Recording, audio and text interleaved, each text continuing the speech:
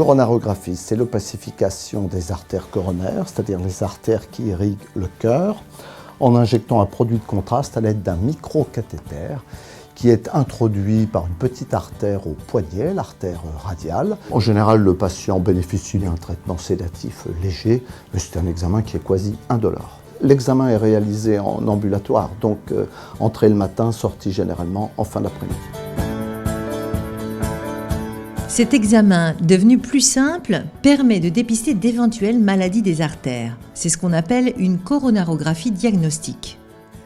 Mais en cas de découverte d'une lésion lors de l'examen, le cardiologue peut à tout moment vous proposer un traitement immédiat si celui-ci est possible et nécessaire. Il vous informe alors du bénéfice-risque. La coronarographie devient alors un acte thérapeutique, évitant ainsi une seconde intervention. On détermine où sont les rétrécissements dans les artères chez les patients suspects d'angine de poitrine ou menacés d'infarctus, ce qui permet de déboucher l'artère. C'est un examen qui est bénin, qui nécessite bien entendu un consentement éclairé. Il n'y a pas de geste absolument sans risque, mais le risque est vraiment extrêmement faible pour opacifier les artères.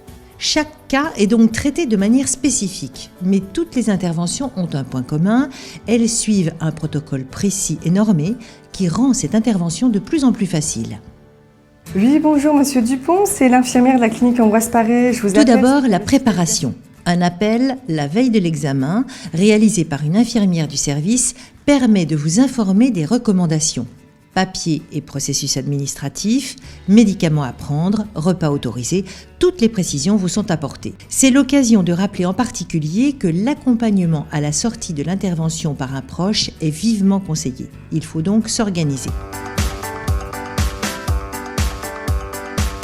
Le jour J, l'examen se fait dans une salle de radiographie spécialisée. L'intervention en elle-même a beaucoup évolué au fil des années. Autrefois réalisée par voie fémorale, elle nécessitait un processus plus lourd et une hospitalisation plus longue. De nos jours, par voie radiale, cet examen est moins contraignant. Il limite le risque de complications et ne nécessite pas d'anesthésie générale. On peut me poser des questions pour mettre mon bras d'une telle ou telle façon. On voit vraiment que c'est vraiment de la chirurgie quand même assez sophistiquée. L'examen permet ainsi de communiquer avec le cardiologue durant l'exploration, et ce dès le début de l'introduction d'un petit cathéter au niveau du poignet. On ponctionne l'artère radiale, on met un microcathéter qu'on amène au niveau des artères du cœur, on opacifie ces artères à l'aide d'un produit de contraste et si nécessaire, on passe ensuite sur un petit guide, un ballonnet et un stent, un ressort qui va permettre d'étayer l'artère là où elle était rétrécie. La coronarographie simple est assez rapide, environ 15 minutes. L'examen peut être prolongé si une angioplastie est réalisée dans la foulée. L'ordre de passage qui vous est annoncé peut être modulé selon les urgences et la durée des interventions.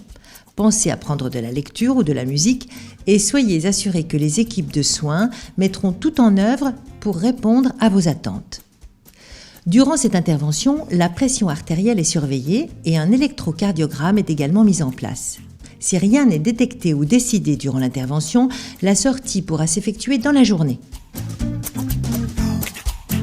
Après l'examen, il est recommandé de ne pas porter de charge ni de réaliser de menus travaux afin d'éviter la survenue de complications telles que l'hématome. Il est conseillé de respecter une bonne hygiène locale. Ce matin, je suis arrivé à 9h30, on m'a mis en condition, je suis passé vers 12h, je suis ressorti 13h50 et pour 17h, je vais quitter les lieux. Très bien, entouré de personnes très compétentes. Je veux dire, j'ai pas vu le temps passer, c'est ça qui est agréable. Quand on est dans des bonnes mains, on se laisse aller, sans inquiétude. On n'a pas mal ni rien du tout, ça se passe très bien. Tout le monde m'a rassuré, du début en entrant jusqu'à ça a terminé. Sincèrement, il n'y a pas à avoir de préhension à avoir. Il n'y a pas lieu d'avoir peur.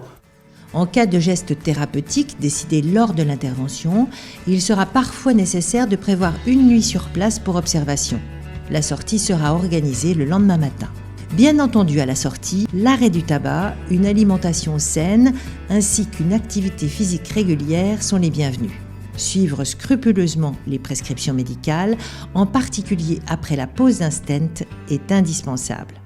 Vous pouvez solliciter à tout moment le personnel de soins qui n'a qu'un objectif commun, vous satisfaire.